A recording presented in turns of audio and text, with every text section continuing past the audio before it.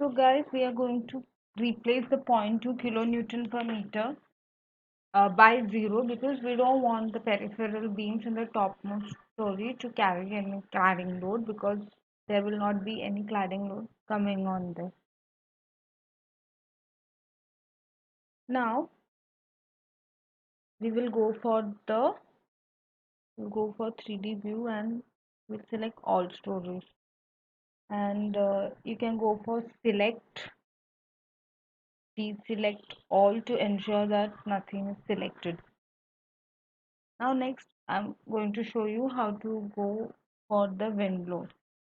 So go for define and then go to load pattern and just give the name of the load, that is wind, the type wind, and auto lateral load. So we will select the code using which we are going to work out the values, wind load values. So we will go for Indian IS 87519. Okay, this is the option available. Indian IS 875 2015.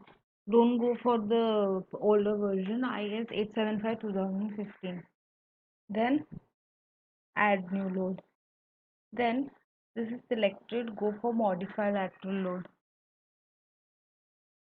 So keep it as exposure from extents of diaphragms. So the building which we are considering, we will consider it to lie in the Mumbai region. So I will explain you some IS 875 Part 3 codal provisions. Uh, Here first we have to put the basic wind speed. So the basic wind speed is defined in code as the maximum wind gust average over an interval of 3 seconds at a height of 10 meters, and it has a return period of 50 years. So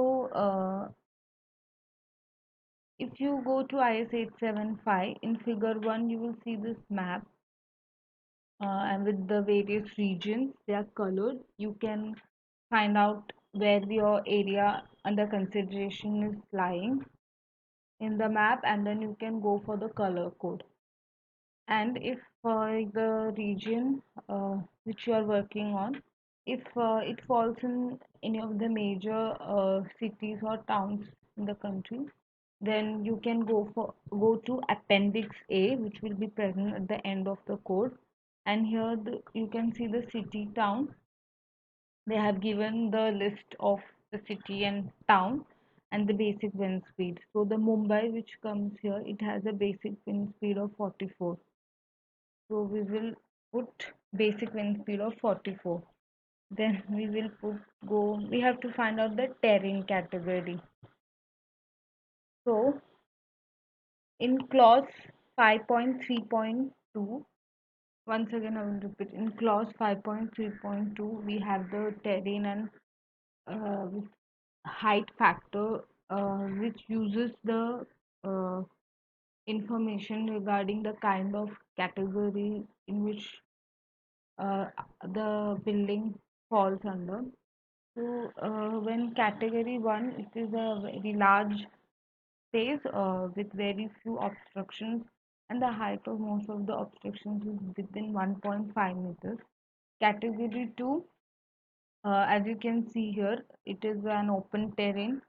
Then there are obstructions. The height falls within 1.5 meters to 10 meters. And category 3 has numerous closely spaced obstructions. But again, there will be tall buildings, but it will be very few in number, and the height of most of the obstructions will be within 10 meters.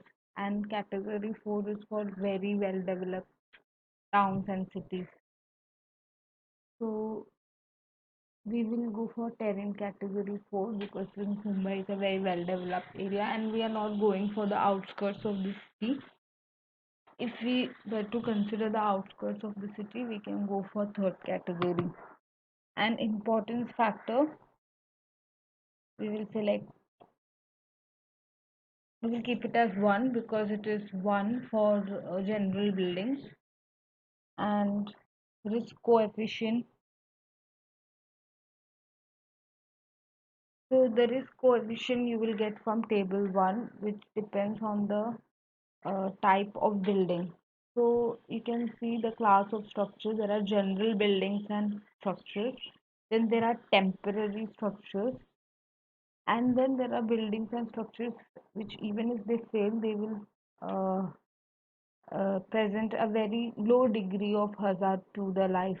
And then there are important buildings where people tend to come together whenever there is some calamity. So such buildings will carry very high value for the risk coefficient. So since ours is a commercial building, which is a general building, we will go for all general buildings and structures category. And the basic wind speed you can see under 44, it is 1. So we will keep here 1. And topography factor.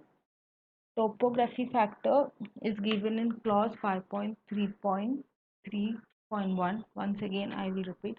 Topography factor is given in clause 5.3.3.1, and it states that you can read that if the slope of the land is within 3 degrees, the value of the K3 is going to be equal to 1.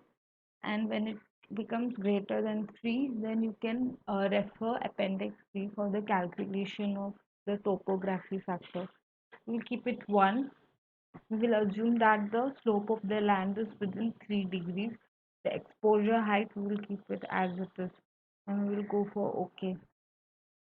And we have put in, once again I will show the important, you need to know the basic wind speed, the terrain category, and the importance factor. There is coefficient which you will get from table 1, and the topography, which is a node given in the clause in the code.